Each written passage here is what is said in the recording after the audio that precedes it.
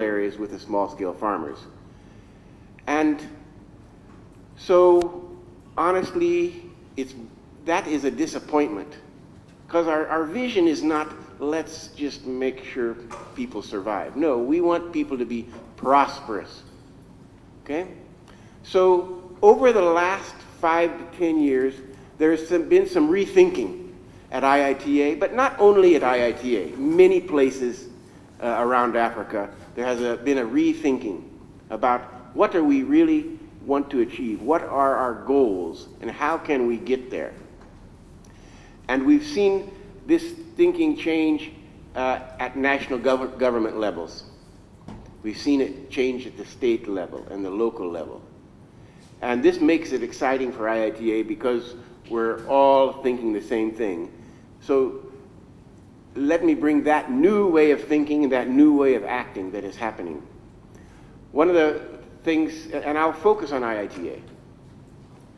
So IITA has decided that we want to have a major input into agriculture and youth. And this came about I would say it almost came about as an emergency. We, all over Africa, we started learning about, extreme examples. Boko Haram. Youth were being led astray because they didn't have alternatives. They didn't have good options to improve their life.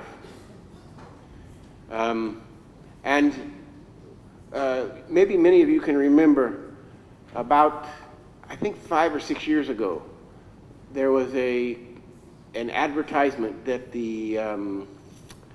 I think it was the customs in Nigeria was going to recruit 1,000 youth or so. Immigration. And they decided to hold their screening in a football stadium, I think in Lagos. Was it Lagos or Abuja? Abuja. And so anyway, you guys know the story better than me. It was a disaster. It was a real disaster because so many well-qualified youth are ready to get good jobs. They've gone to school, they've got a good education, they're bright, they're energetic, they're ready to work. They want to be good citizens of Nigeria, and the opportunities just aren't there. So IITA started a program on youth, and you're going to see that firsthand today. It has been very successful here in Ibadan, in Kano, in Abuja, in One. We're starting a new one in Imo State. So you'll get introduced to that firsthand, and I won't go any further with that. The second thing is that we realize, okay, no, I was going to start talking about the youth, but I'm just going to stop. You'll hear it. The other thing is agriculture is a business. We need, there are some things that have been developed in research that can never get to the farmers unless there's a business that is producing those things and a business that is marketing those things in every village where the farmers are at. Government cannot do it, but private industry can do it. So we now have a major program here in IITA called the Business Incubation Platform. You'll be introduced to that today, and you'll get more detailed information. So once again, I don't want to go into those details. You'll find them soon. So I want to end by saying, once again, we need your support. We need your creativity. We need you to help IITA and many other organizations get the message out to the end users. These are and what that message is, agriculture is a way to become wealthy. But agriculture will not bring wealth to anyone unless they implement proven technologies, scientifically proven technologies that bring that wealth. Definitely agriculture as practiced by our grandparents and our great-grandparents brings poverty. Everybody sees that already. So there need to be changes. And so if you can help us communicate that message, and then where appropriate, the details of that message. And our challenge is to get this message to the youth. That is our big challenge. And we invite all of you to look for creative ways to bring the message to the youth of Nigeria and to the youth of Africa. Thank you very much for your support.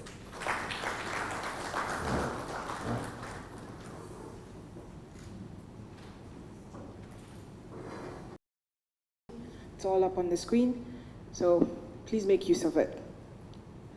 I'd now like to invite the chair of the organizing committee for the celebration of the 50th anniversary of IITA, Dr. Kwesi Atakra, to give his welcome remarks.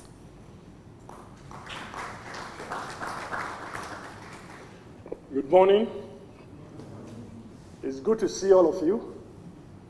And I was also very surprised that most of you have been here before, which is good. It's really good. And as you would hear throughout the day, we really do appreciate your partnership and your engagement with us. And we'll be talking a bit more. But for now, I just want to relate a little bit with 50th anniversary because, and I wasn't into that. So I basically said, look, I'm not interested in a big party. We don't even have a, we'll just enjoy ourselves and find something to do. So she stopped talking about it after a number of attempts. She saw I was serious. On that very day, a very good friend of mine invited me to go to see his farm, which was about 120 kilometers outside of Accra. So I went with this very good friend of mine. And we spent the whole day there. And it was strategic for me because that takes me away from the celebration I didn't want to do. When we got back at about 6 p.m., my senior brother, while on the way, my senior brother calls me. And he says, can you pass through my house? So I passed through his house. And then he asked me to accompany him to see a friend that he hadn't seen for quite a while. By that time, it was about 8 p.m. So no problem. We went. As we got to the building, there was a blackout, which is not unusual. In Accra, it doesn't only happen in Nigeria. NEPA is also operating in Accra in that instance. So there was a blackout, and it wasn't, surprising. So I walked on the stairs, and my brother was leading, and the door opened, and all of a sudden, the lights came on, and in the room was every friend that some I haven't seen for 20 years, some I haven't seen for 10 years, and everybody was shouting. And I was embarrassed. I said, what is happening here? My wife had successfully, secretly organized this party and brought my friends from far and near.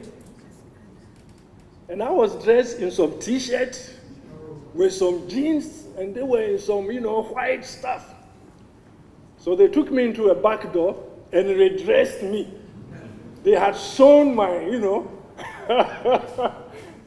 throughout that celebration, I was really struggling, for two things. I really didn't want to have a big celebration, and it was happening, but I appreciated what my wife did. So what we are doing today is not to have any secret celebration.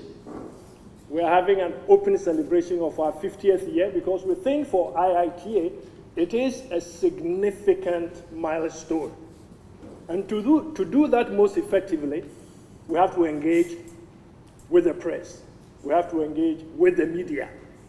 We have to bring the media involved.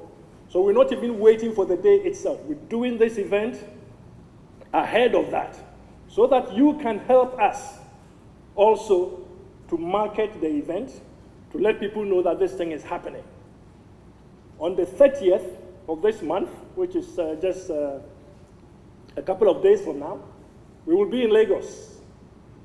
And we'll be having a press conference, and we will also be ringing the bell at the Nigeria Stock Exchange in the evening of that same day.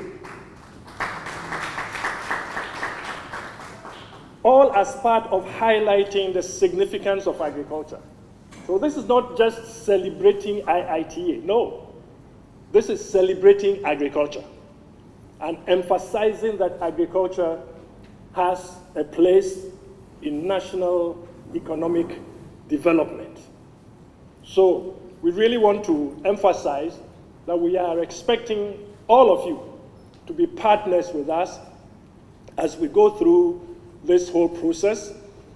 And we will be giving you, if you haven't already been given, we will be giving you copies of our schedule of various things that are, planned between now and end of the year, so that you can keep yourself updated on what is happening in this regard.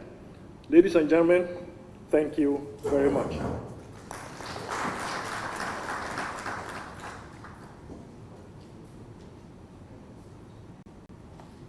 Thank you, Mr. Chairman, for that opening remark. During the course of the program, I will also be highlighting some of IIT's achievements so that you can take note.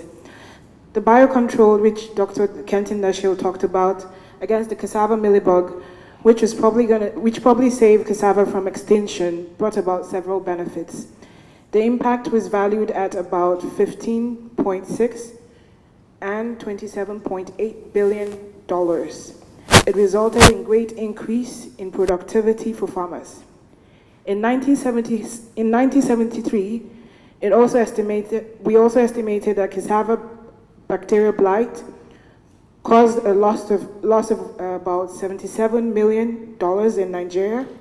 CBB epidemics were also reported in a dozen other African countries, and most local varieties were found to be susceptible. Breeding for resistance of these diseases began at IITA in 1971. This work resulted in several elite genotypes that had resistance to cassava mosaic diseases and CBB, as well as stable yields and good cassava acceptability. So as part of the program today, you will actually be seeing some of these technologies as you go around IIT's facility. Next on the program is the video presentation of the IITA story, followed by an open discussion on the video presentation. So please watch it, pay attentive to the video, and if you have questions on some of the topics that were raised in the video, please hold them till the discussion later. Thank you very much. Let us appreciate. Okay, thank you. Now the video.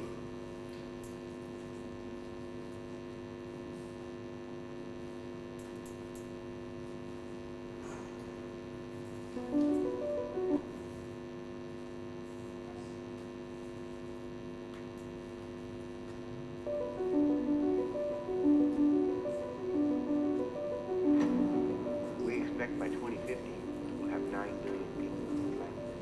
And where will that extra come from? Agriculture is a future for this country. And for us as a world, actually, Africa being the last frontier of growth. Without destroying any more forests, we can double, triple the amount of food produced in Africa. Pia na mama wajawazito kabla mpango haujaanza, wengi walikuwa wanapoteza maisha, hawajui kutumia lishe kwa sababu ya upungufu wa damu. I have a family, one wife and 5 children. All of them are in school now. and it is from farm that I get my income to sponsor them to school. We have no choice. We must plan. How do we accommodate the demand for food? How do we ensure that this food security does not become a mirage? And that's why it's become a very compelling calling for us as a country.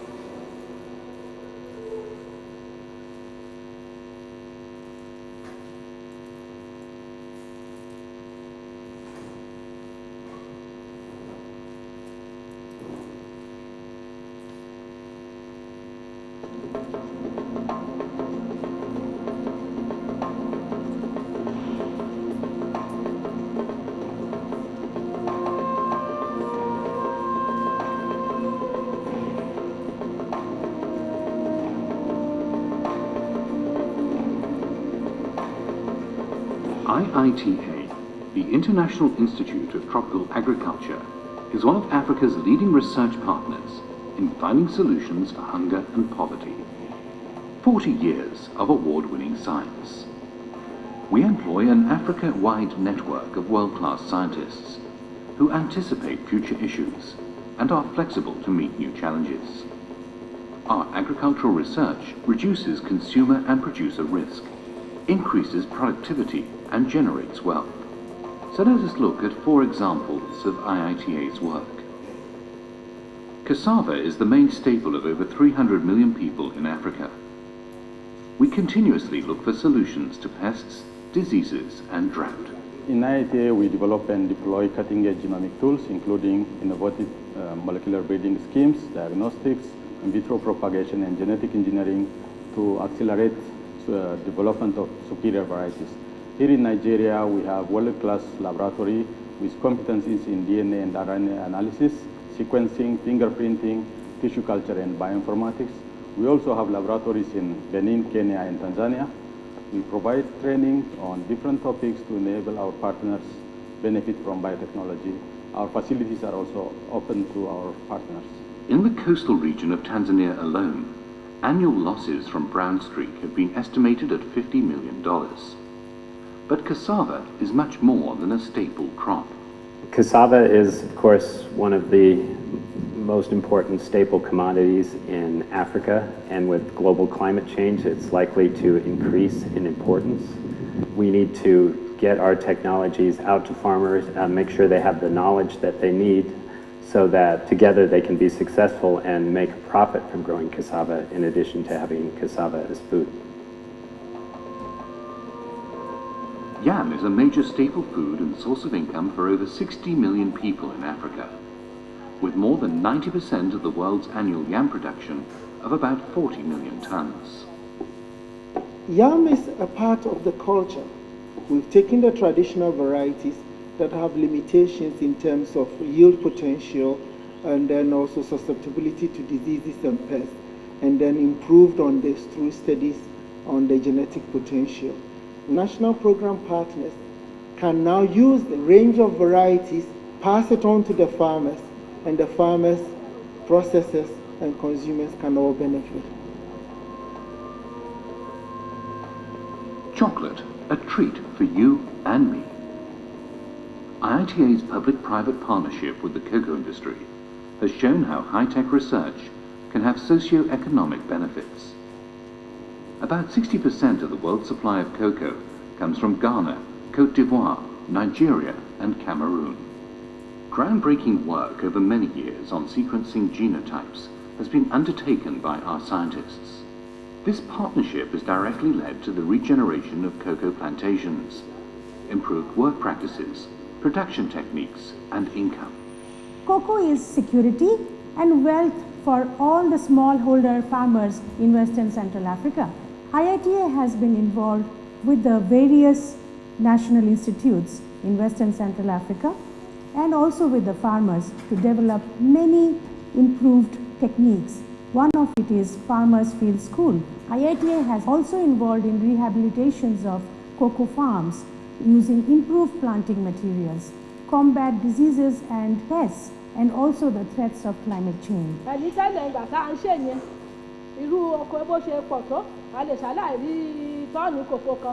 ṣàmọ́ ìgbà tí ìdánilẹ́kọ̀ọ́ tó ti wáyé tá a dẹ̀ ti fi lò tá a ń ṣe a lè ká tọ́ọ̀nù mẹ́ta mẹ́rin nínú oko irú àyè.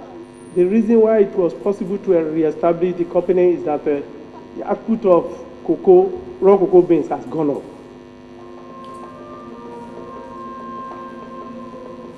We've made a long-term commitment to collect and conserve the germplasm of Africa's main staple food crops. At the Genetic Resources Centre of IITA, we have very important international collections of many of the most important staple crops of sub-Saharan Africa. The diversity that we have within these collections is very important as a cornerstone of breeding programs to increase food security within Africa. Now that we are in Southern Africa, the germplasm we have actually generated from here fits very well in Southern Africa. With little modification, simply pick some of these technologies from West Africa and start trying them in Southern Africa because they share the same ecology. We have developed some disease-resistant varieties of banana for the bacterial wilt disease, which is a very serious problem in East and Central Africa. So we have selected 65 lines which were performing best under the screenhouse condition, and we found that the plants were independently can provide resistance against the bacterial wilt disease.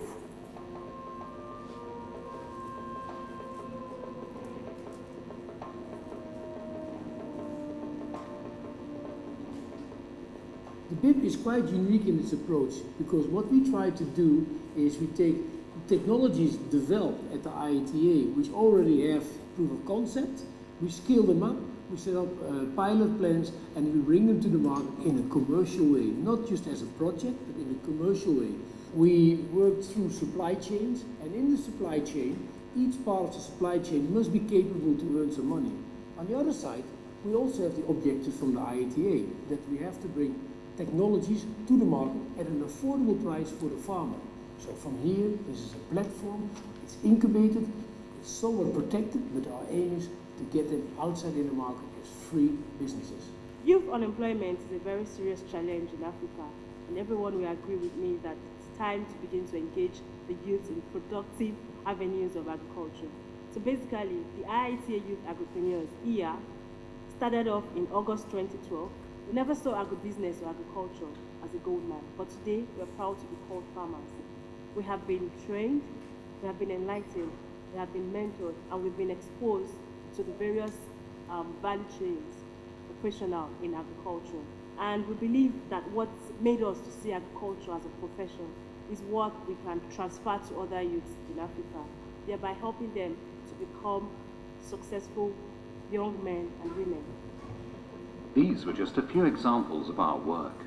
We continue to commit ourselves to operate effectively throughout sub-Saharan Africa, rapidly responding to different challenges and ever-changing producer and consumer needs, working closely with local, national and international partners. There is no way Africa is going to make progress without addressing the key issue of agriculture production. And for Africa to do that is basically to increase production, agriculture production, and IITA is at the forefront for addressing those issues because it's dealing with major crops here in Africa.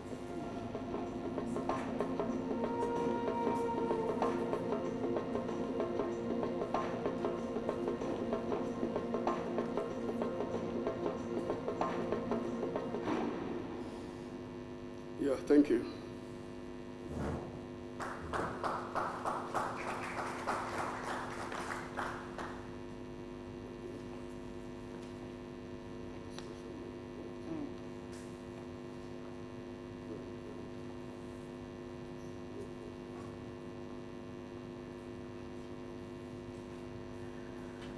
Well, I hope you've picked up some points from that video. I'll now like to open the floor for discussion, but we'll just have a 10-minute session, given the time is almost up for us. So if there are any questions that you would like to address, us to address, or if there are any comments that you would like us to address, then the floor is open for you too. Yes, sir. You can turn on your mics, and then we'll hear you. From here. My name is Daniel Eshias. I report agriculture for the Nation newspapers. I want to commend you for a lot you've done the last 50 years. But I discovered that so much of what you've done is really concentrated here, and Lagos is left out. I think that's why you're suffering the issue of publicity. You have a very fine guest house, which I believe would have been a hub for you to even display the things you do. I mean, if you have a substation in Kano, you have another one in Abuja, what stops you from having something in Lagos? Because you're doing a lot of here that are underreporting. And I know you do a lot of social media, but I think there's a limit. People want to see a lot of things on the newspapers. I think it's time that IITA transfer a lot of things you do to your office in Wamgo Road, so that medias can go there, journalists can go there, and see other research you've done. I think that will be okay. Then the other thing is your youth entrepreneur thing. Well, I believe that the program is too elitist, and I've said that, because the average youth farmer might not have access to a greenhouse. And I believe it is time you're trying to do something that is a bit modest for a young person who wants to do farming. Because if you train somebody on greenhouse and he goes, they don't see greenhouse, I mean, he might not be able to get the same thing, the same result than what is happening. I think that you should also have model business plans for young people who want to go into agriculture. If you want to say, for instance, I want to start a farm on 1 acre. I mean, what does it take to do? You have done these things over the years. So that one can have you can give a model business plan that somebody can look at and say, look, I'm investing 500,000, I'm investing 100,000, this is what I can do, and I can. And I think if you do such things, it will help. And then please try and make sure, and this is an advice too, for Lagos, I believe you can work with the State Ministry of Wealth Creation and Employment, apart from the agriculture. They are doing a lot of things in empowering youth. If you can partner with them, I think with the media collaboration, you're going to get a lot from these things, rather than concentrating here. Thank you for your comment. Any other questions before we comment? Okay, the gentleman over there. Yep.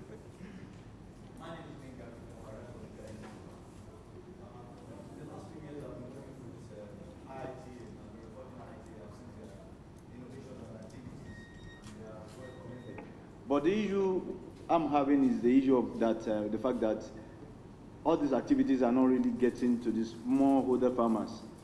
It's like it's limited to corporate farmers who are blowing grammars.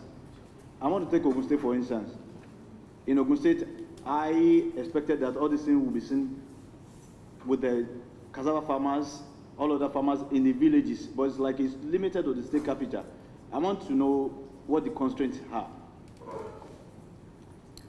Point taken. Okay, we'll have the gentleman. Hi, Phil Hazelwood from AFP. I've got a couple of questions. You've probably heard about the federal government over the last couple of years talking about self-sufficiency in agriculture, how it can be the next boost for the economy and that sort of thing. I just wondered what your thoughts were on its aims of self-sufficiency over the years, and particularly in the last couple of days with figures coming out about massive population growth between now and 2050. And the second point was also about your thoughts on security, particularly Middle Belt, the threats in the Northeast as well, and how much that's going to impact on growing the sector. Okay. I'll now if you have any questions, please hold on. I would like the gentleman to help answer the questions. I'll call on Dr. Desho to first answer the questions, and then Dr. Kwesi Ataka. Thank you very much. Okay, excellent questions and also excellent advice. We really appreciate that. I appreciate the very good advice about utilizing our IITA guest house in Lagos as what would you call it, an extension of IITA here in Ibadan to get the word out for Lagos. And we actually are going to do that on the 30th of this month. I don't know if it'll be our first press conference in Lagos, but it's the first one that I know of. So thank you very much for that advice, and we will accept it. We will be doing that as much as we can. And you also talked about working with different institutions in Lagos to extend our work there. And you're exactly right. We have, you know, we always are thinking Lagos is a huge metropolis, and it is. But there's still agriculture production there. There's a lot of processing done there. So we'll see what we can do to establish some contacts there. And we would welcome any direct help in doing that. If you can let us know who we can contact, we'd appreciate that. There's just, I'll let Kwesi take several others, but I'll say something about getting the word out to the small-scale farmers. This is very important. We've been working on that for 50 years, and actually we've had good success. I'd say in the most recent survey, we actually had a scientific survey to see how many farmers how many cassava farmers are using improved cassava varieties developed by IITA. And it came out 66%. We wish it was 100, but it's 66%. And this was done in a very scientific way. We know for sure these are the improved varieties from IITA. We didn't ask the farmer, do you have IITA variety? Because almost all of them will say, oh yeah, sure, I have that. And it's hard to tell the difference when you look at them. But we did genetic study to do this, 66%. When we moved to the middle belt in the north, basically every farmer growing maize and cassava, maize and soybean, are using IITA varieties. So we've had some good impact, but as I was saying earlier, it's not enough. It hasn't been enough to radically change and improve the lives of the small-scale farmer.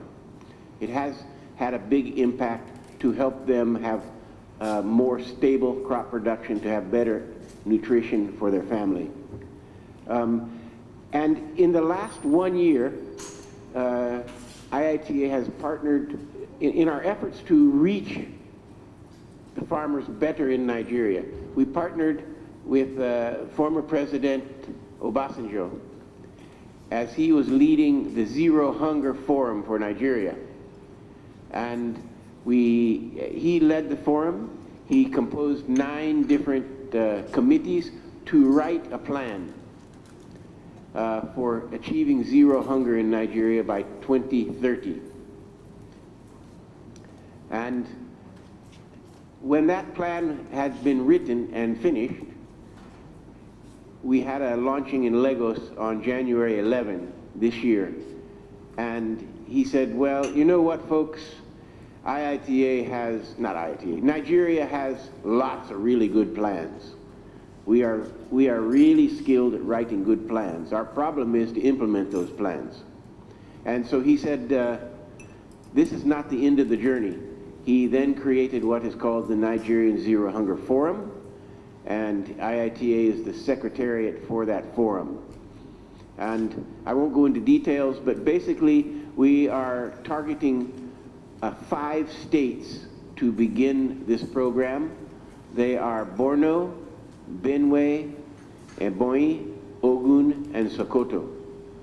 And we are visiting one of these states every 3 months with all the state governors present to basically review what have you done in your state to move towards zero hunger. How are you following that plan that has been put forth in the Zero Hunger Plan?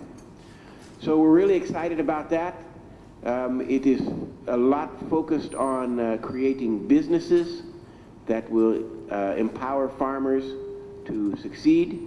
It is focusing on how we can improve nutrition, of the family, with special emphasis on children, school feeding programs, major programs to teach mothers how to ensure their children get well fed. So I'll hand over to Kwesi. Yeah, thanks.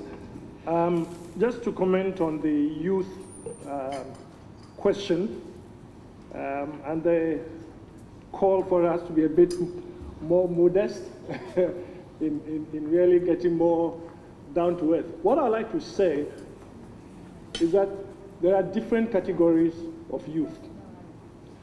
So it's a big mistake when we talk of youth to just think that they are all homogeneous. We have rural youth. Their problems are very different from urban youth. We have out-of-school youth. We have in-school youth. And we have graduate youth. All these are very significant because of their huge numbers. It is very difficult to carve out a program where you say, I am addressing all at a go. One has to be strategic. So you have to be absolutely very clear on defining which category of youth are you capable of influencing. And then the second step is to ask yourself, how do we, in the training of the category that we are dealing with, ensure that they also take on board the necessity for them to engage with other categories? Given the nature of our business as a research institution, we work with universities, we work with other national institutions, etc. We have people who come to IITA every year, about 200 or so, for the Youth Core program. We are aware when these people finish with us, they are lost. And they are basically saying, what are we going to do? And we just throw them out. And they become part of the group that goes to the stadium to look for jobs which are not there. So it is from a very specific area of concern, we decided to start our program by looking at the graduate youth. But that is not the only category we are dealing with. We have other components of our youth program which are addressing out-of-school youth, for instance. In some states, in partnership with the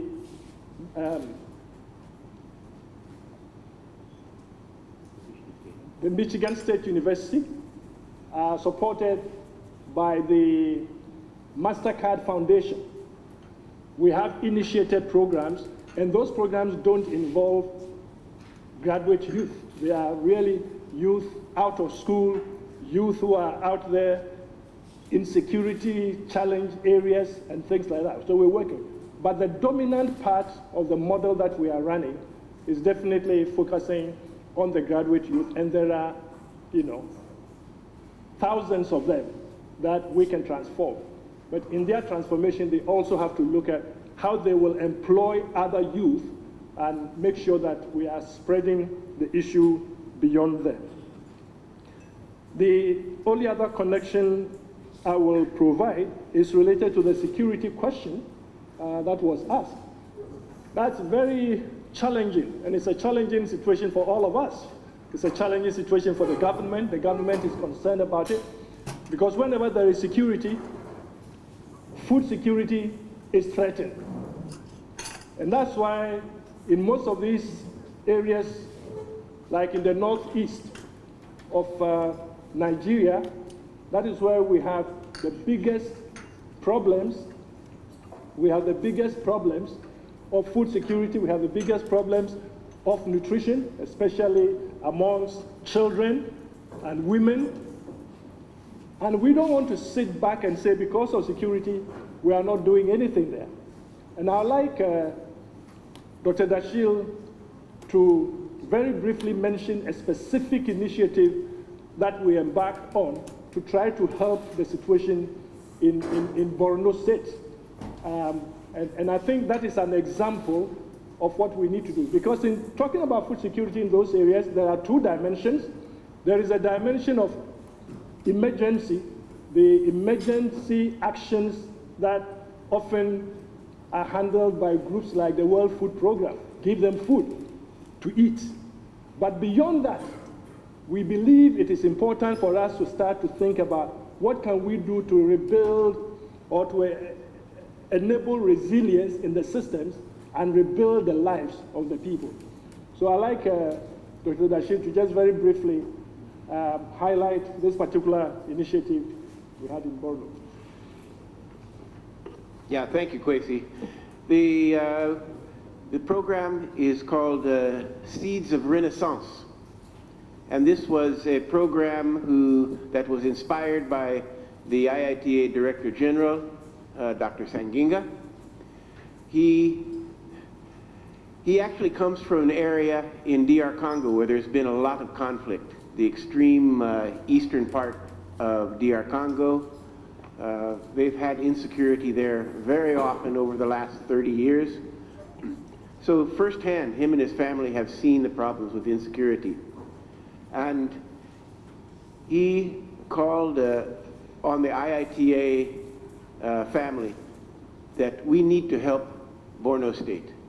We can't just sit here in Ibadan in our comfortable homes and say, oh, we wish things were better in Borno. Let's be proactive or beans.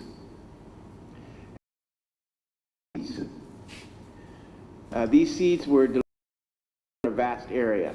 And of course, we are expecting that by planting time in 2018, there will be much bigger areas in Borno State that will have peace. And Kwesi mentioned that when we do these kind of programs, it's critically important to think about the farmers that we're trying to work with, or that we are working with. Because they are already very food insecure. So in many areas, we partner with the World Food Programme because the farmers are receiving either direct food aid or cash, naira, to go and buy food so that they will live, so that they have food to eat, but also so that they aren't tempted to eat the seeds that they're given to plant. So it's a very exciting program. We are very optimistic that it's going to be highly successful, and with the help of the federal government for security and the state government, etc., we think we're going to be highly successful. Thank you.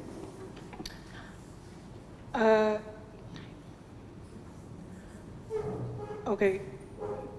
I want to contribute to the issue of cassava because somebody actually made comments that why is it that the research outputs seems to be here in IITA. But just to let you know that what we do, we also do at the field. And most of you have been with us to the field to see how our technologies are actually impacting on farmers. Today, we have about 100 trials out there where farmers are benefiting from good practices in weed control in cassava, for instance. We have another 300 demos that we have across the cassava growing beds, where we are demonstrating to farmers best bet agronomic practices. The same goes to maize, for instance. So all of these, we engage with farmers and we have the numbers to actually report to you about those that we are meeting. So IITA has a beautiful campus here, but most of us, we always work with farmers and we create our impact actually at the farm level. Thank you, everybody. We would like to stop here, but I would like to inform you that there's another question and answer session after the symposium. So you can hold your questions till then so that we can forge ahead of time. Now, ladies and gentlemen, we're entering into the symposium section. We actually had an array of presentations to be made, but one of the presentations by Tim McDowell Tim McDowell couldn't be here because he's ill, so we are not going to be having that presentation. But I'll move on to the next presentation by Alex Abutu. There's no doubt that agriculture is back on the development agenda in Africa, but despite the promises and the rhetorics from governments worldwide, investments in agriculture and rural development is still lagging. Communication for agriculture is not seen as a major priority in either national or international level, and the role of media as an effective player in agriculture and rural development is undervalued. Reporting on agriculture is largely restricted to natural disasters, food shortages, and rising food prices. Some argued, however, that the media has a potentially broad role in raising the profile of agriculture amongst decision makers, as well as the wider public, and in communicating with farmers' needs. Now, to further engage us on the topic, reporting for impact need to focus on the story. We would like to invite Alex Abutu, a renowned science journalist with SciDev and National Daily Trust newspaper, Nigeria. Thank you. Thank you very much. Good morning, everybody. Let me stand on the existing protocol. Good morning, colleagues. Yeah, I've come all the way from Abuja not to teach you how to do your job. I've come for us to share experience on how we could do this job better. When the Deputy Director General was speaking, he said the IITA need the media. They need the creativity of the media. You know, it is acknowledged that we are very creative people. We've done so much, but I think we need to do more. You see, one of the areas we are looking at is reporting and communicating about science in Nigeria and in Africa. What is missing? Nobody will ask a political journalist that question because every day they are hitting the front page. But when last do a science story or an agri story get to the front page? In fact, for some newspapers, I always find them near the obituary pages and all that. And I keep wondering, what is the problem? But thank God we have an opportunity today to be part of history. Some of us are not 50 yet. We are looking forward to when we'll be 50, but we are celebrating IITA at 50. So that gives us a cause to rethink about the way we report this sector. So where do we start from? Some will tell you that reporting science is not as sexy as reporting fashion. Some will say because scientists are people who wear lab coats and stay in the lab, they don't want interference. So reporting them who too should not interfere with others in society.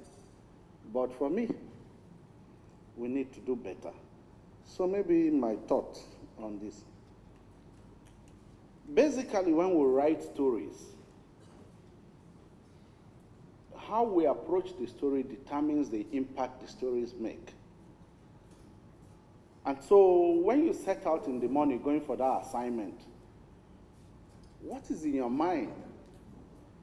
What's your motive for writing this story? This is a question we need to ask ourselves every day as you go to that press conference, as you write that story. Is it to please my boss? Yes, a lot of newspapers and media houses are sacking their staff. So am I writing this story so that they will know that every day I have a byline? And then I don't know what it's called in Lagos. I hear something like Balamu or something, but in Abuja they call it Kwa. Is it because of the Kwa that I'm going to write this story? Because you go to an assignment, then somebody gives you a very fat brown envelope, and then you come back, you want to write the word. Is that why you are writing the story? Or are you writing to influence a policy? Or is it because I hope to get rewarded after writing this story? When they see the story in Tomorrow, Guardian, Punch, they will call me to say, Alex, come over. We need to see you. You've done a great job. Is that why I'm doing the story? Or maybe there's somebody I don't like at IITA. And so because IITA is celebrating 50 years, I just sit down and I compose a story so that he will be removed from his position. Is that why I'm doing that story? Or am I writing to make an impact? Do I want to make a difference or bring about change? Or writing to bring more information to the people or to stand out? Until we take this into consideration when doing our story, we will not find that missing link. And so it's very, very important for us, before you start the journey, you need to decide, where do I want to go? And this will guide us as we go along. So, you see, our colleagues that write politics, or those that write sports, they have all the times in the world. A quote from Saraki today about his case with the CCT is enough to make front page. But you, who is covering agriculture science, do you have that kind of advantage? You don't. And so what do? You need to ensure that your stories are evidence-based. That is the only way to make, so that anybody that reads the story will know that, look, this person is speaking from a point of knowledge. What you are writing about, is it a product of research? Or is it hearsay? Has it been peer reviewed? You need to focus, because we are not reporting politics where anything makes news. You need to put yourself within a framework so that you work. In this doing, you are gradually educating your editors, because sometimes the ball is not for you to say. When your editors see that these things that you are writing, you are consistent in it. You are not just writing vague, you are quoting credible sources. I think they will begin to reckon with what you are writing. Now, one of the reasons why our stories don't make front page is because, I call it presentation matters, or packaging. For instance, if you are the editor of the Guardian and you have these 5 stories, Buhari to return from London, soon, Boko Haram strikes in Biu, IITA celebrate 50 years, 3 killed in religious crisis, no salary, more teachers die nationwide. Tell me, where will the IITA story find itself here? So, the way you present the story to your editor is very important. It will determine where that story will find its place. Our Daily Trust will sit at editorial meetings to decide what is going to be the lead story. And then me, I'm a development person. I compile all the things they tell me, trash them. Let's wait for National Assembly. At 6 o'clock, sometimes there's no front page story yet. They say, okay, let's call a politician. I said, what about these stories we have here? They say, climate change, Lagos to sink. It will take 100 years for it to sink. So presentation matters for us. Okay, if we turn the stories around like this, Boko Haram, how IITA can solve hunger crisis. You are using like a double-edged, the editor will begin to, yes, Boko Haram, there was a strike in Biu. Okay, and now you are talking, so this will find its place near, or if not on the front, it will be promoted. Okay, you are looking at rising infant mortality in IDP camps, how IITA researchers can help. When we talk about IITA at 15, some of us, if anybody have written any story on IITA at 15, I'm sure what you wrote will be the celebration and how IITA was started in 50 years ago, how they are in Nigeria, how they represent Africa and the CGI. That's the kind of thing you will see. But have we gone deep to focus on one of their outstanding researches, to write about it, to explain the meaning of that research? Today, the deputy director told us about how IITA was able to solve one of the problems of cassava in Nigeria, or in Africa. How many of us have written something on that? So if you look at 100 billion investment in food production in 50 years, It's not going to, this, you are looking at it generally, because some of us write for Business Day, or as I saw somebody, you like figures. And so if you take a look in 50 years, how much has IITA invested in research that touches life in Africa? If you put them together, I'm sure 100 billion will be small. That kind of money, everybody wants to know which food do they invest it in. And so for some, an editor may want to put it on front page, trying to do a caricature. But at the end of the day, he would have sent a message. Because $100 billion investment in research is a lot of things. Then IITA at 50, lessons for Nigeria. We have research institutes across the country. Where are the products? You know, sometimes I feel ashamed when I go to places, even as far as my village, they are talking about IITA cassava variety. What's happened to, where is the Umudike cassava variety? They are talking about corn that emanated from IITA. What about IAR in Zaria? Where is their product? So this, you can do a comparison about how the success story in IITA could be replicated in Nigeria. And I'm sure if you do it well, the story will find its place near the front pages. Then if you look at another one, 50 years of uninterrupted quality food research. Who will not want to look at what is that research all about?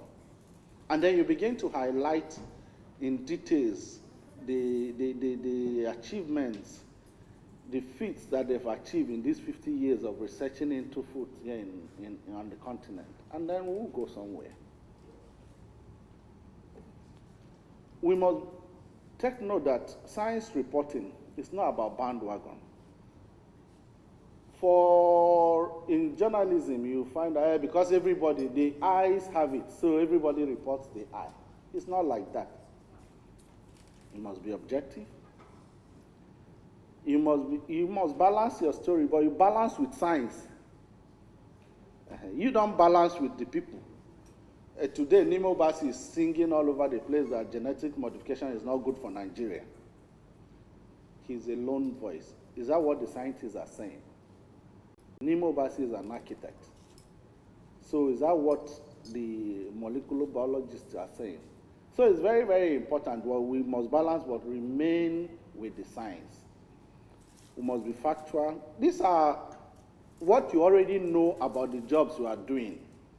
But I'm just telling us, we need to prop it up. We need to step up our game, like they will say. These are the only way we can make difference in what we write. We are competing for that front page with somebody who writes politics. And if Fayoshe says anything now, it scatters the whole front page.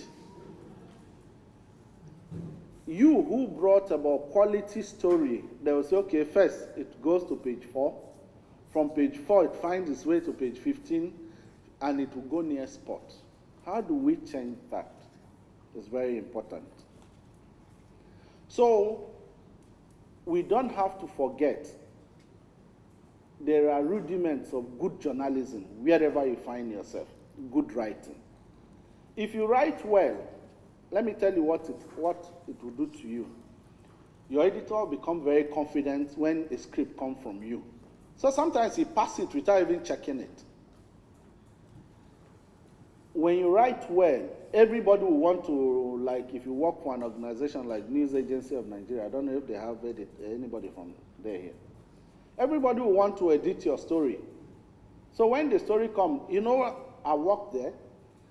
The editors go to the boss and then they look at, okay, let me take this one. Why are they avoiding some people's own? Because they don't write well. You take some scripts, I was in Daily Trust. I was telling somebody, a reporter sent in a story and say a woman has given birth to 4 plates.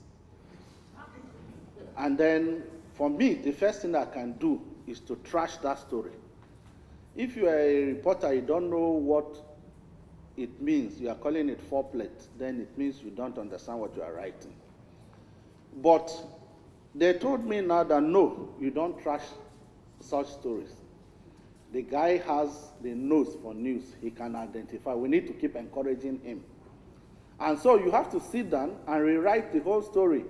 So the time you would have used to edit 2, 3, 4 stories, you are using it for one. You are rewriting it. You go into the mind of the reporter. You start thinking for him.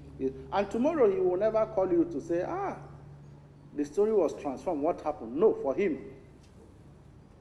his story was published. That's what matters for him. And so for some of us, we go back to look at what was done after we turn in the story. We need to keep checking. We need to keep checking. What you wrote, what was edited, what was the differences. So you need to know. And then relying on peer-reviewed evidence is very important. Me, as a science journalist, there's nothing that you do that will be so good if it's not within this peer review range. That's why people like Kabalaka can come out, make headline, but he will not subject himself to peer review. Then today, we journalists, we are regretting that we made him so famous.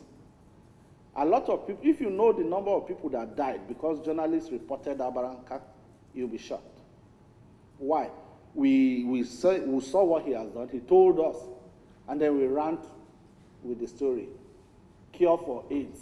Nigerian broken the cure, this, that.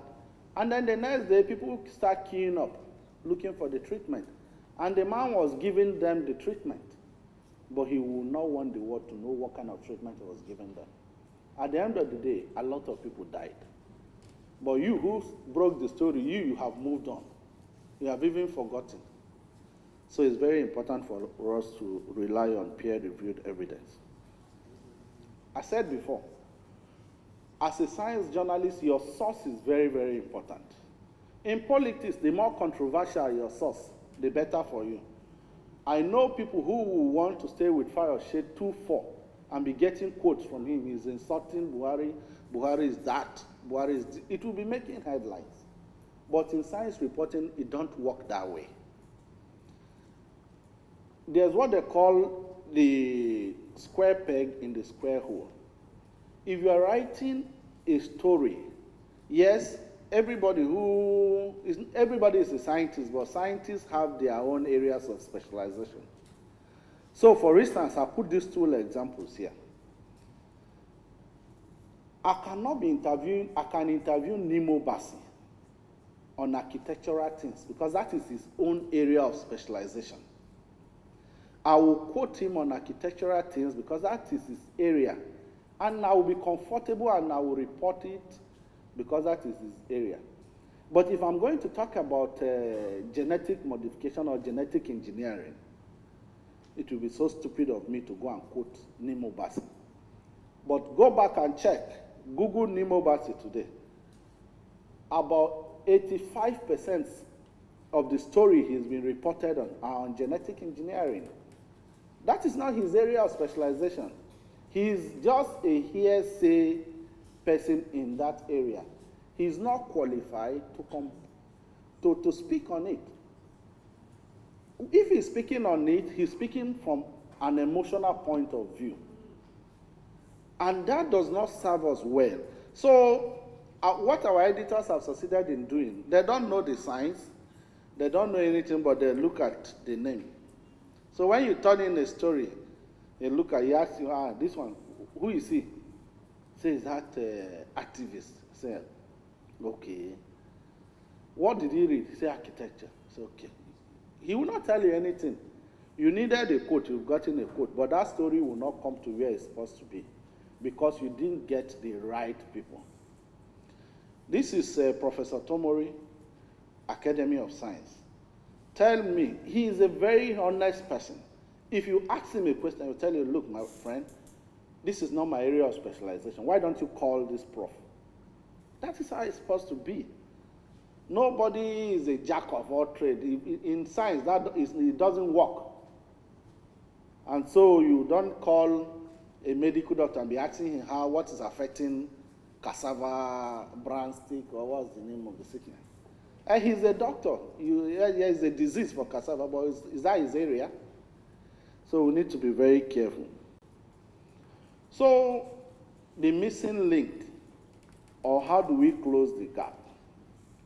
Like I said, what is happening to most of our story today is because we are reporting people and not the event. Come here after your 50th celebration, the next day pick the paper. Look at it. About 40% or 60% of the reporters that will come will be speaking what Obasanjo said, what Adewumi said, what your DG said. So it will be he said, he added, he opined, he remarked, it will be he. So we are focusing on people. You are saying all that, you have forgotten that IITA is 50. The only mention of IITA 50 will be in the second paragraph, where Obasanjo was speaking at the 50th year celebration of IITA in Ibadan. That's all.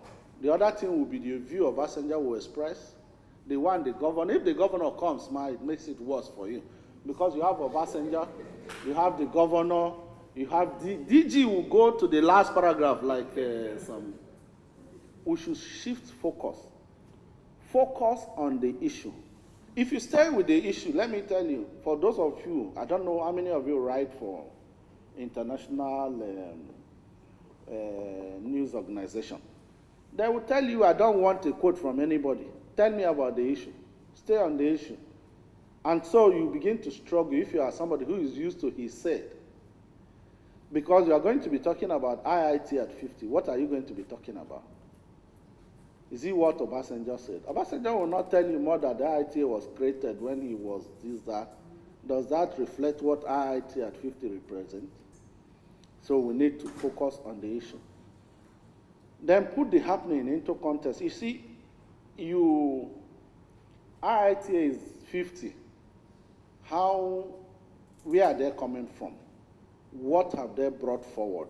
Where are they going? How are they going there?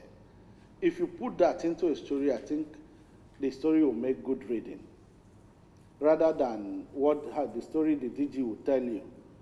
The story is not IITA. And must the story be controversial for it to make the necessary headline? For me, no. Even though they will tell you that controversies sell, but the story must not be controversial. They tell you IIT at 50 is too flat. Jig it, let's introduce some level of controversy. From where? Tell the good story. Then is society at the heart of the story you are trying to pass across. This is not like one size fits all, but it's a combination. So if you put all of them together, depending on the angle you are coming from, your story will make a difference. It's very important. Now, there's this one that when I started journalism at the News Agency of Nigeria, our editor usually tells us that you can't give what you don't have. So if you don't study, if you don't read, if you don't know what's happening, that's why we go to some interview, somebody asking, sir, can you please tell us your name? You are coming to interview me from all the way from your office, you don't know my name? So that means there's trouble. So we need to study, read. Let it not be about garbage in, garbage out. If you see interview that newspapers run today, or you see somebody, they invite somebody on the screen, and then they're asking him, hey, sir, so now IT is going to be 50. What is your comment? Comment about what? Let it not be a computer garbage in, garbage out system. We are creative people. Bring out your creativity. Be innovative about what you are writing or what you want to pass across. So, like I asked, I know everybody carries a smartphone today. Are you on Twitter? Are you on LinkedIn, Skype, Facebook, WhatsApp? I know everybody will be on WhatsApp. But what are you using your WhatsApp for? It's very, very important that as journalists, we use these tools. They are readily available. And people are speaking every second of the day. In fact, every minute, go be on Twitter, outline your area of interest, and then watch out. Look at the way the issues are popping up. Type a question, you see people reacting to it. And you need to learn how to use these tools. It helps because I think about 3 months ago, I was doing a story for SciDev. It's about a research that was done at Nsukka on drugs, malaria drugs. The research found that there are over 500 fake brands of malaria drugs from Onitsha to Benue. So I was doing the story. The woman the professor who led the research, I called her. And then the first question she asked me was, how did you get my number? I said, I'm a journalist. I said, yeah, but I need to know before I talk to you, how did you get my number? I said, this present day. I said, okay, I was given from London, Institute for Tropical Hygiene or whatever. They say, okay, you know them too? I say, yes, I know them. Then she now started talking. But I can't talk on the phone. You know, this is a very sensitive matter. Send me an email. But I won't look at it till Friday. On Friday, I will reply you by Monday or so. I said, ma, I'm on deadline. She said, don't you know I'm a professor? I'm a very busy person. But same question, type it, look for contacts on Twitter, LinkedIn, Skype. You will get your answer immediately. So this is why these social media platforms are needed. They are good. They are helpful. No professor in Nigeria, except those who are already used to the media, that will talk to you when you approach them immediately. They say, how are we sure you are not going to misquote us? Can you send us the question ahead? Let's take a look at it. I need to send it to a doctorate student who will give me. They will give you all excuses. But they forget that you media, you are working with time. You know, they feel so bad when you misquote them. But they never make a conscious effort to give you the information when you need it. So it's very important for us to use this. Now, we talked about peer review. Do we, as journalists, review ourselves? The way we work here in Nigeria is you go to a press conference, and as it's ending, you are rushing to the newsroom. Your story must go before 4 o'clock. The editor says any story that don't come in by 4 o'clock won't be used. So you are rushing. You don't have time to even look at what others have done before on this subject matter. I've listed some few websites here. Nature, you can add it to it. These are people that write real science stories. You go there, look, whatever you want to, there's nothing you are writing here that is new. Somebody else have done something before. But if you know what people have done, then you can do your own in a better way. So it's very, very important for us to guide ourselves when we're writing. What has been done, then that will help you to get to where you hope to go. So thank you. Like I said, I'm not teaching you. I'm only just reminding us what we need to do. If we do this, and we do it very well, I'm telling you we are going to be moving from those near obituary pages to page 4, page 3, page 2, and then page 1. There's one I like now. They promote your story on the front page. So I said that is even enough. It's not the main story, but at least it's promoted. So when channels carry and doing their paper review in the morning, everybody is saying it. So at least we are getting somewhere. So thank you very much.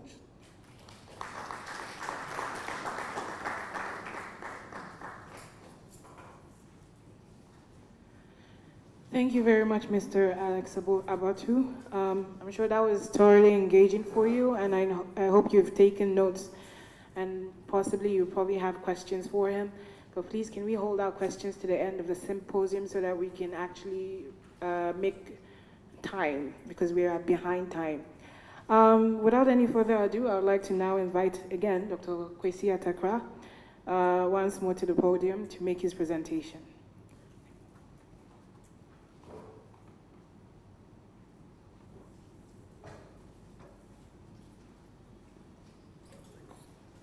Thank you very much. Let me start by first of all thanking Alex. I think it was a wonderful presentation, and I benefited quite a lot from it. Even his presentation style. Did you observe that he has these 5 blocks? You know, 5 issues in 5 blocks. And it went all the way to the end. So these days when I see him, I'll call him the 5-block man. It was really good. And I believe he has given a lot of important information that will benefit, I believe, all of you. As a matter of fact, if I knew this is what you were going to talk about, we should have collected fees from all the journalists. Because this is free education, and it's very, very helpful. Thank you so very much. Ladies and gentlemen, I just want to talk a little bit on the theme celebrating our past and positioning our future.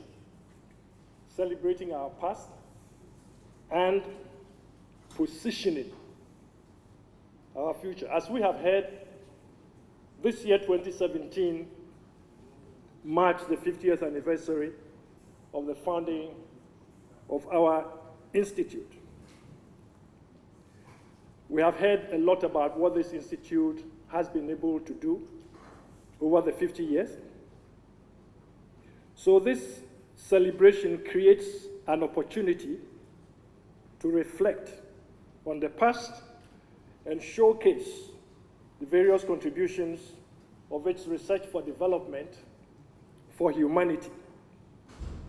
It is also an occasion to celebrate the strong collaboration and cooperation with a host of partners, stakeholders, donors, and farmers.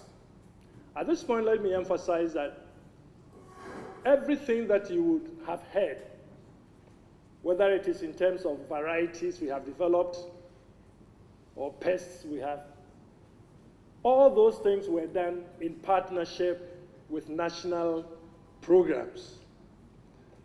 The Umudikes of this world, the IAR and Cs of this world, the cocoa cranes of this world, they have all been part of the work that we have done, and it's important to highlight that. But celebrating the past is not where the celebration ends. We aim to celebrate also our future. So the anniversary is seen as an occasion to share our thoughts about the future and our thinking in relation to shaping the food and nutrition security agenda for the coming 50 years. It is for this reason that we will be organizing a special conference in November. On the 24th of November, here in this very room, we'll be organizing a conference addressing the theme of the food security, food and nutrition security challenges for the next 50-year cycle, especially as influenced by the changing population paradigm and the changing climate paradigm. Today, as we celebrate the 50th anniversary with our media friends, ladies and gentlemen, I wish to share with you some thoughts relating to where we are heading as an institution into that next 50-year cycle. You would note that some of the points I'm raising have actually been hinted at in earlier sessions, including the address that was given by Dr. Bashir, which basically stresses and emphasizes the fact that we are moving in the same direction. Let me address 4 key things moving forward. The first is about a new paradigm in our research undertaking. We are a research institution, and we will continue to be a research institution.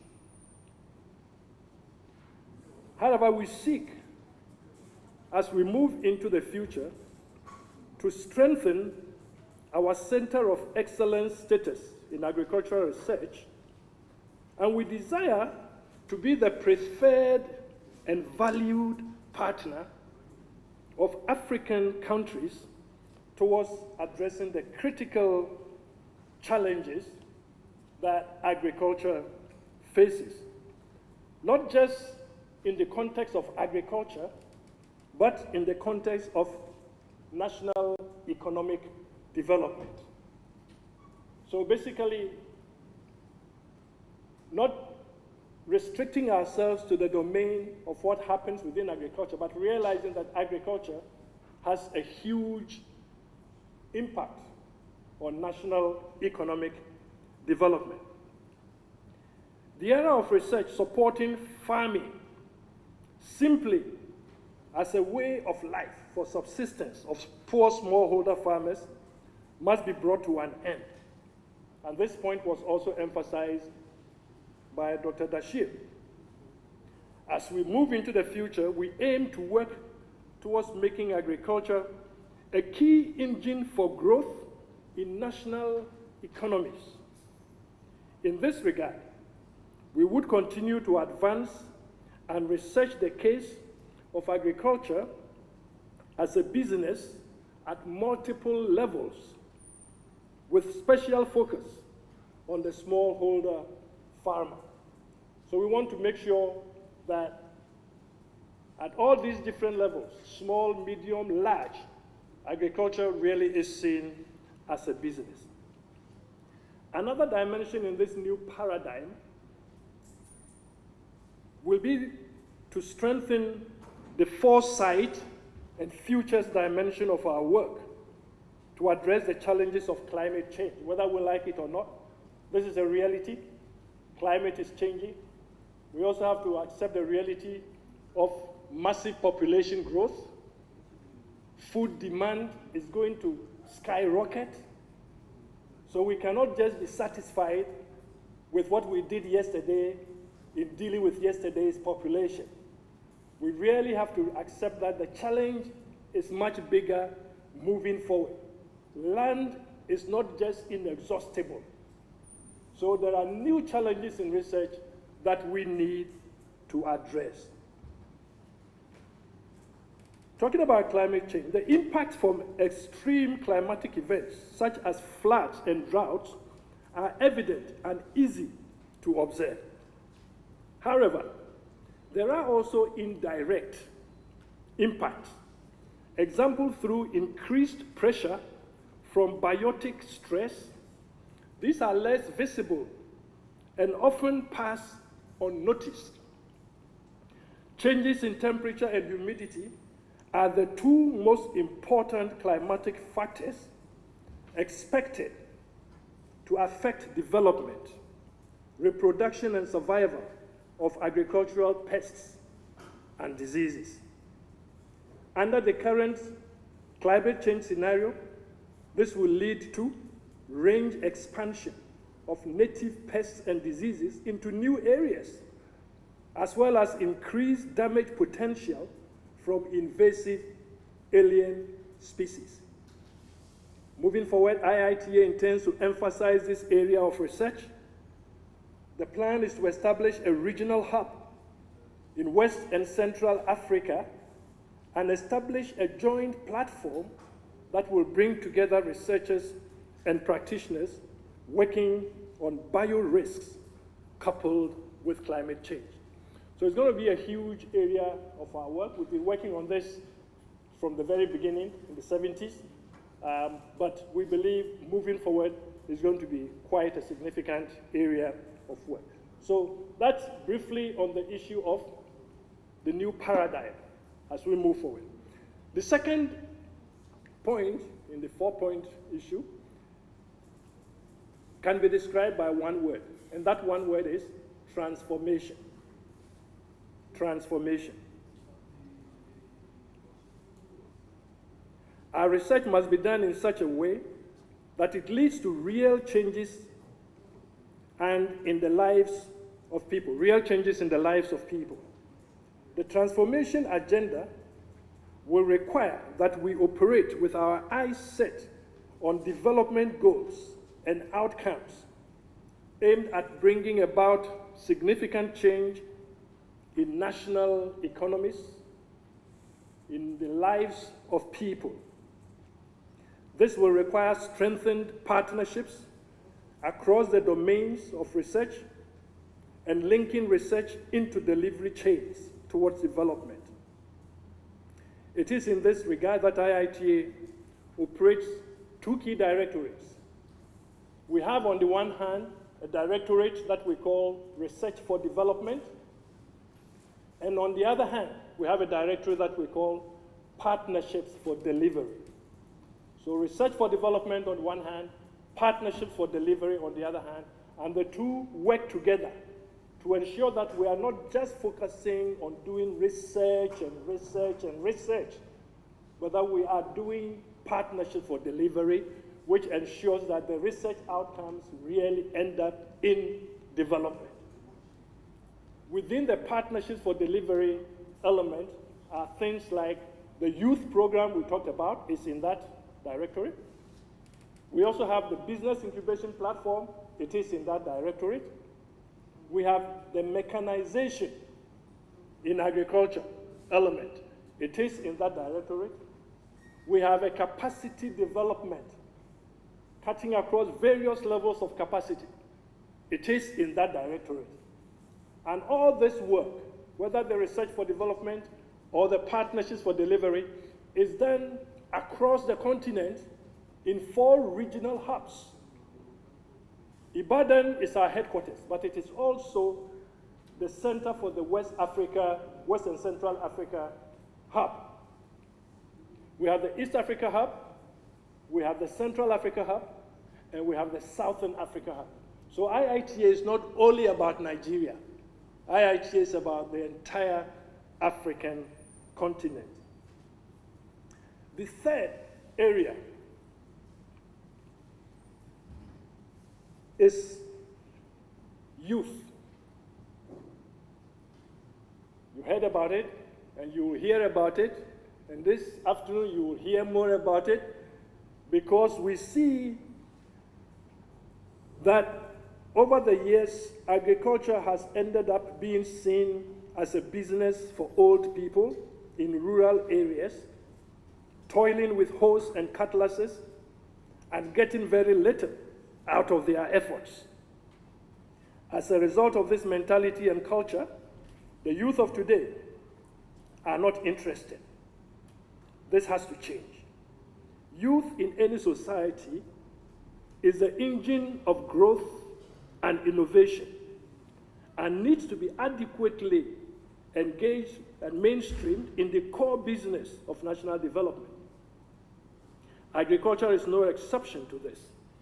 Indeed, given the large role played by agriculture within African economies, it is even more important that youth are attracted back into agriculture as a business.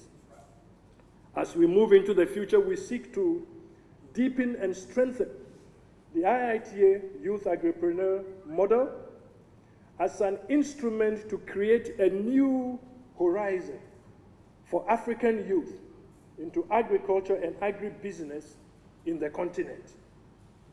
The IITA model of youth incubation and business development in agriculture has led to the emergence of a new initiative of the African Development Bank called Enable Youth, which stands for Empowering Novel Agribusiness-Led Employment for Youth. To date, over 31 countries have signed up with Africa Development Bank to be part of this program, which will have IITA as a strategic and technical partner, and the IITA Youth Agripreneurs as technical experts through a mechanism we call the rolling cadre approach. And you'll be meeting with the youth this afternoon So you will see some of this. The fourth and final is also one word, and that word is alignment. Alignment. We wish to strengthen the alignment of our research to country goals and strategic targets. IITA, and indeed other CG centers, are required to do research that delivers on international public goods. And this will continue. But we don't see this as an excuse not to engage in country business. Because at the end of the day, when you talk about making impact, that impact cannot just hang in the air. That impact must be related to what has changed in particular countries. So we believe that we need to refocus a lot of our work to make sure that it is directed at solving key problems in the countries, not from the perspective as we see it, but from the perspective as the countries see it. So for instance, in the case of Nigeria, we've been looking at the policy frameworks. We've looked at the agricultural transformation agenda that was started in 2012. With the new government, there is the agricultural promotion policy, which is also called the green alternative. Why the green alternative? Because the government of Nigeria have basically decided that this is time to focus on agriculture rather than the brown alternative, which has been crude oil. So that already is a huge platform for us. So we basically say, let us work with the government to bring about this green alternative.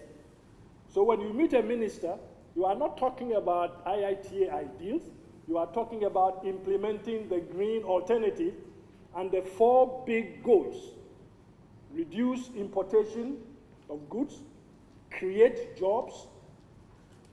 What are the others? You know, the 4 key goals that are in there. And we want to align our work to be seen to be addressing these goals which are set by countries. To conclude, I must emphasize that we cannot be successful in any of this without communication, without strategic communication. And therefore, that's one of the reasons why we are having this meeting today. We really believe that there is time for a strategic partnership with the media. And that's why I'm so happy with Alexis' presentation, because we have to help each other. We also have to help, so that you can also know how best you can help.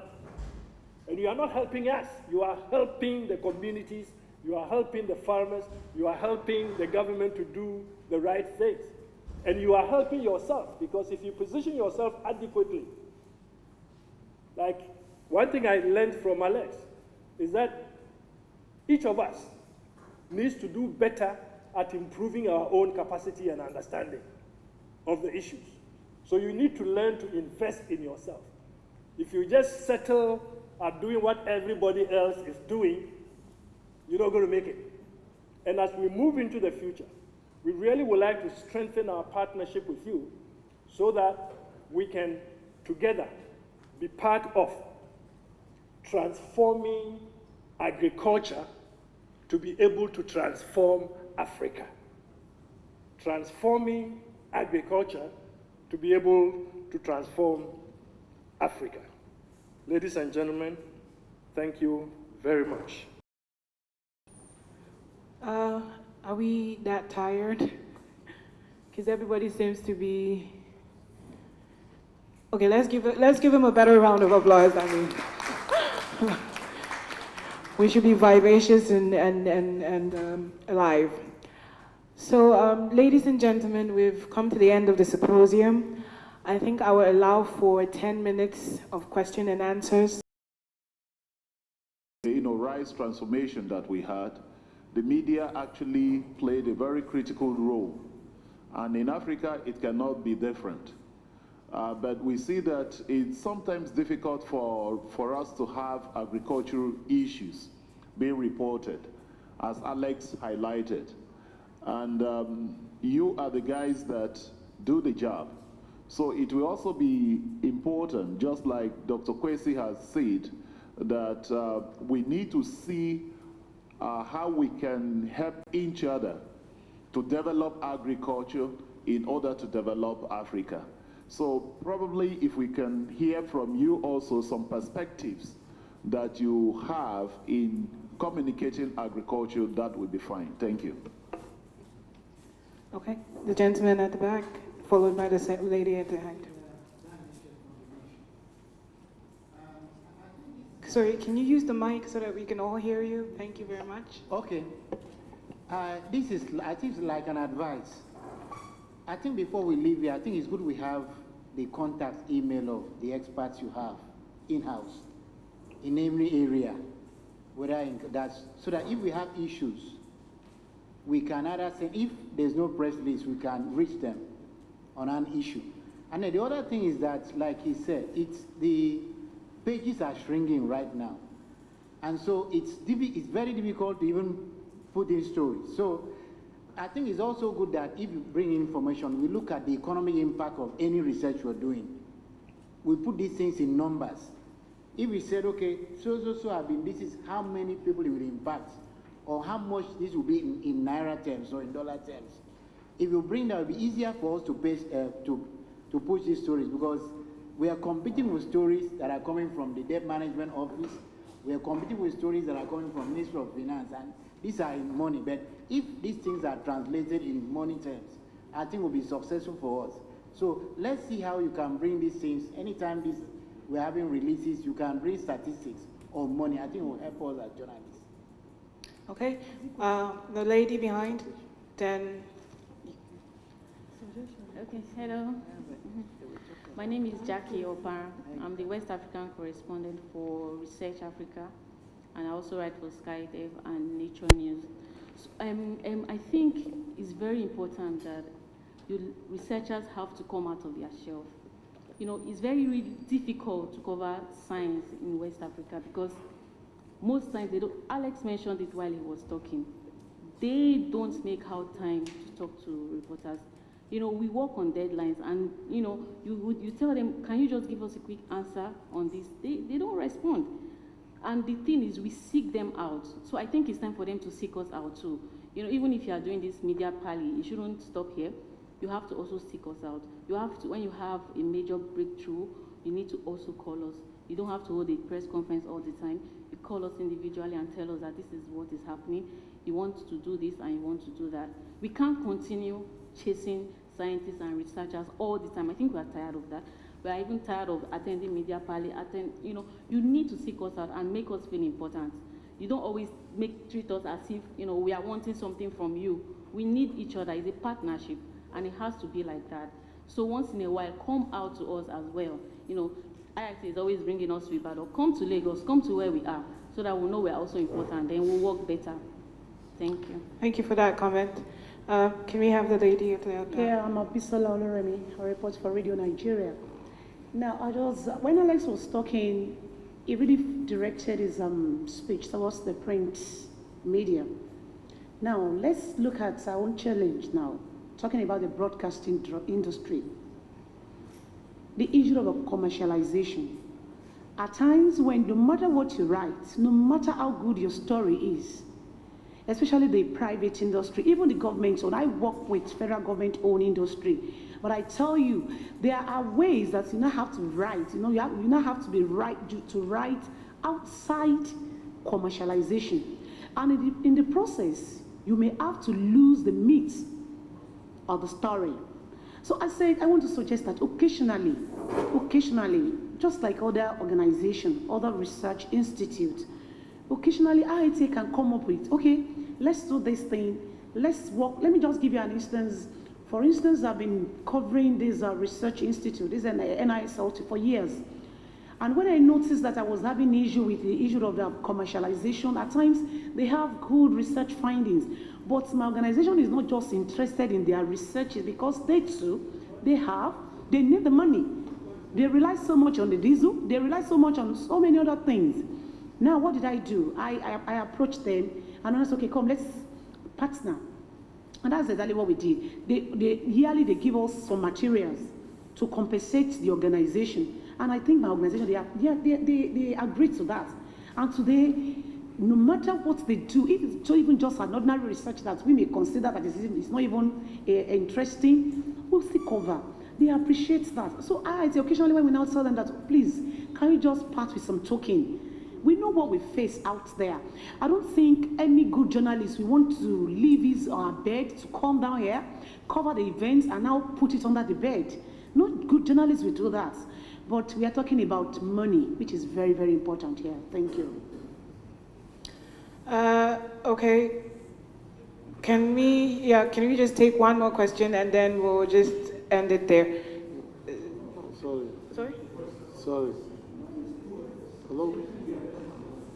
Okay. Then maybe we'll start with Kwesi, then Mr. Alex.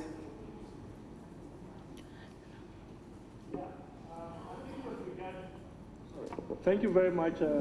Excellent contributions. And I want to re-echo the fact that contributions are very much welcome, including criticisms, including suggestions. All those are very welcome.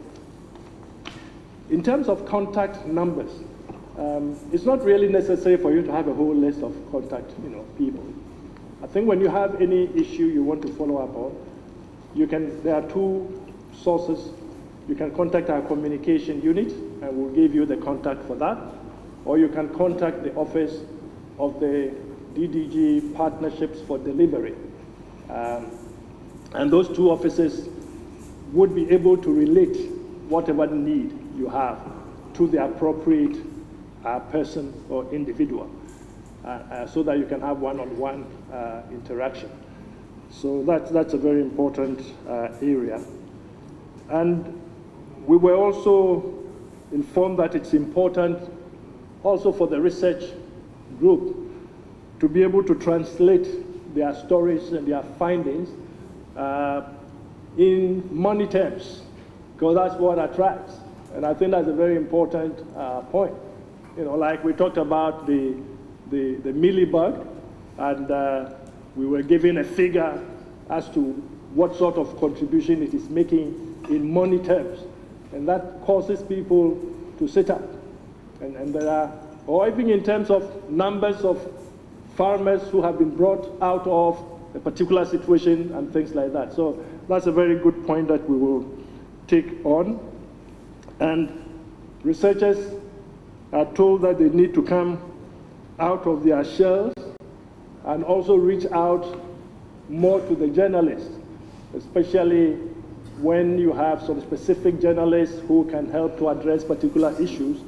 And that's another excellent point which we have taken note of. And the final one, I'm sure Alex will say a little bit more about that, is the commercialization angle. Initially, I didn't understand what the commercialization, but I very quickly understood it was a terminology. It's like qua. It's not qua. Okay. Sorry, sir. In my organization, they call it. LTP. Sorry. In my organization, they call it LTP, meaning let them pay. Okay. When you bring such story to the organization, that is what they are going to tell you. How much are they going to pay us? What is the benefit? So you are not giving the journalist now. It has to do with the organization. I guess the issue is I probably don't understand very well what qua really is. Okay? So yeah. So don't feel bad at all. But I am linking the two. Now qua may be something that is quite derogatory in some ways. I won't get myself into trouble. But definitely that point is well taken, that you can have strategic partnerships with a number of media houses, where you support the development of those stories in the media, etc. I think that's the point. Yes. Very good. Okay, let me end here and then Alex will. Okay. Sorry, can we now have Alex address? Thank you very much for the comments. Maybe we'll start with the... Excuse me, I think I want to clear something. You know, we have a background as IITA, and the background that we have here is that we are not for profit. And because of our not for profit, we receive donations from donors to do research for Africa. And we don't sell this research. We give it out free. And Patrick has been with us to the field to see what we do. Several of you, the guy from Channels, even you have been there. We develop the varieties, we give varieties out free of charge. And therefore, there is no provision for us to give money to journalists. Now, we have tried to let you understand the context with which IITA operates. And this is the standpoint that we have. This morning I got a mail from NTA, and they said we should pay $900,000 on NTA national station. And my response to them is that, sorry, we can give you the information, and if within the media, because within the media you have a column for corporate social responsibility of the media to the people of Nigeria.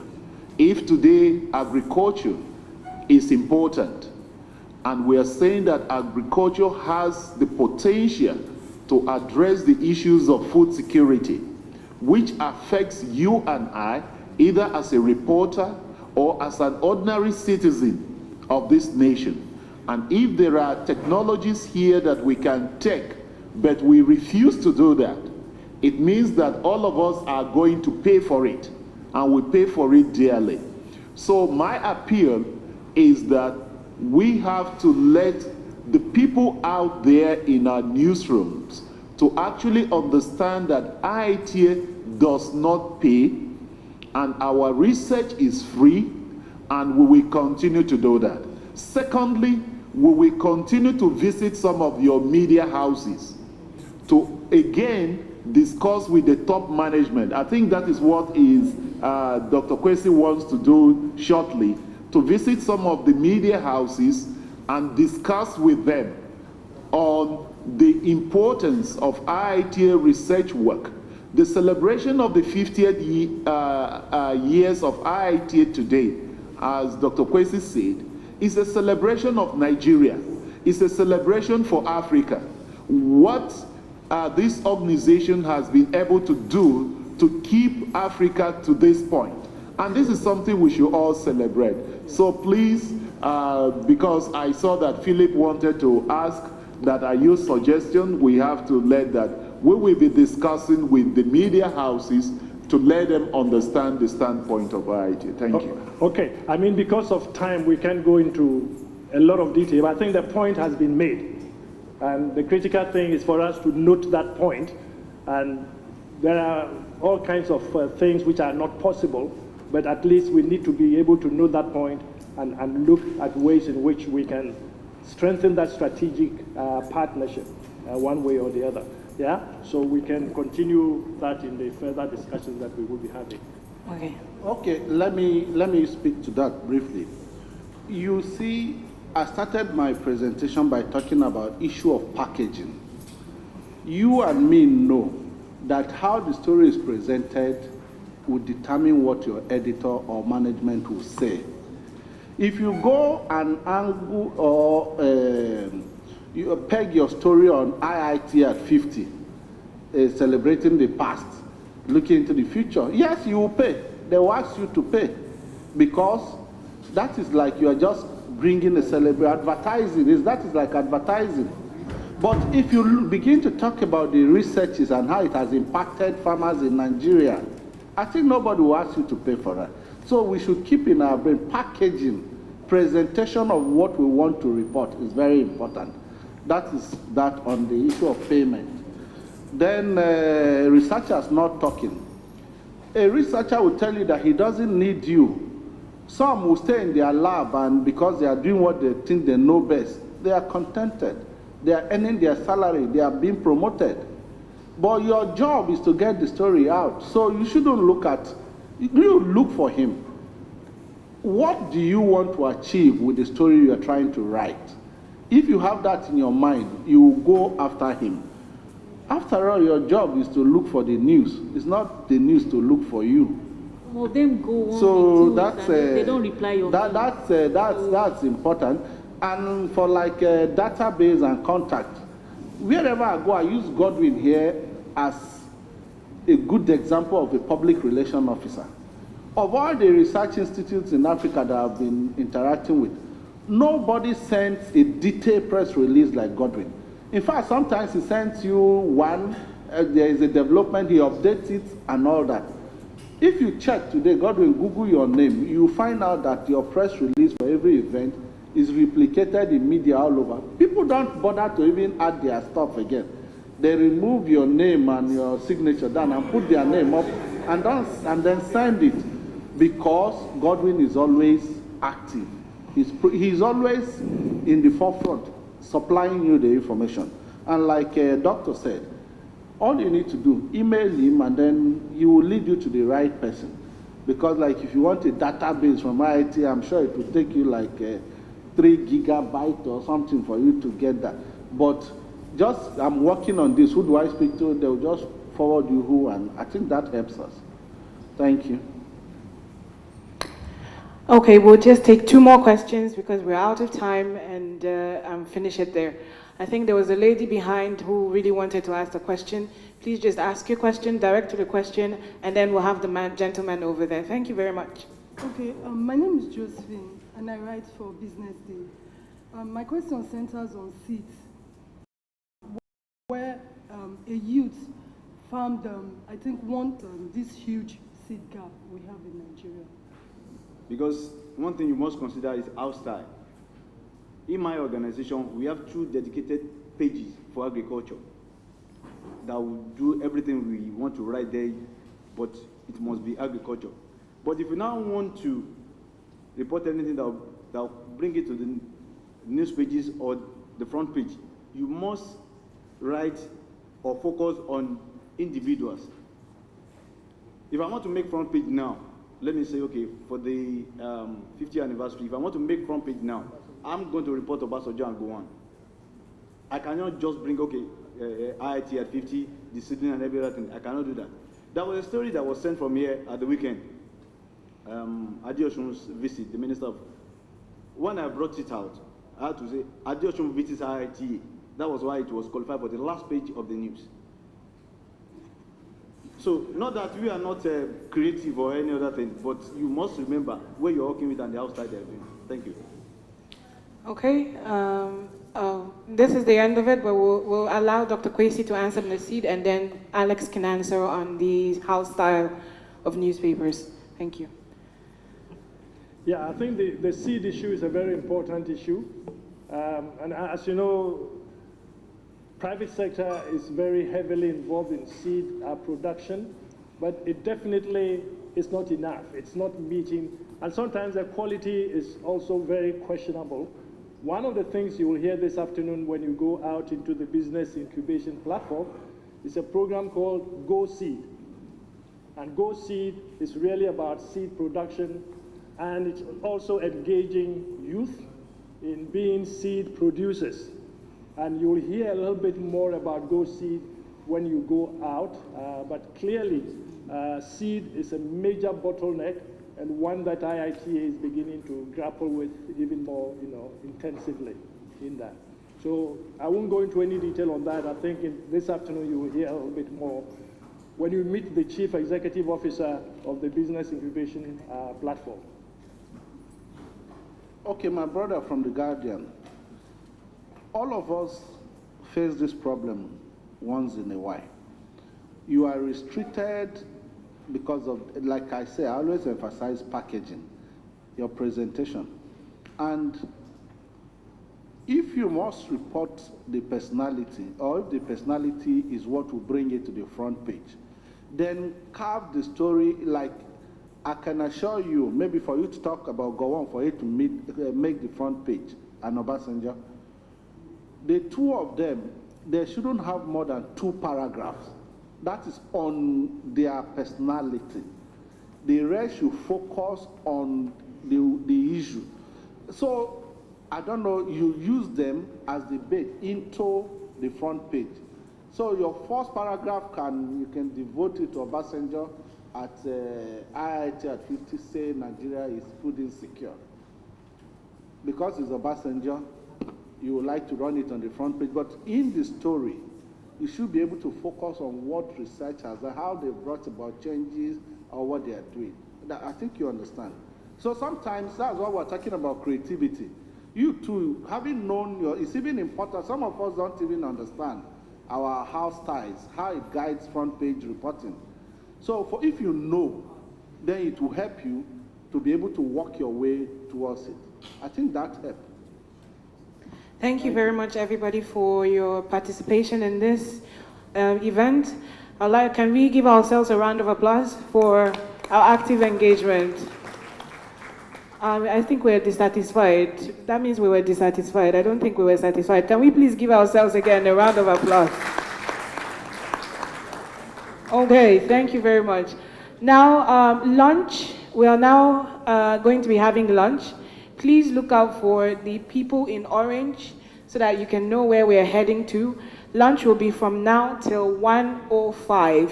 By 1:05, there will be a bus in front of IITA, the I House, which will be taking you round on the guided tour. So, ladies and gentlemen, thank you for your contribution. I wish you all the best.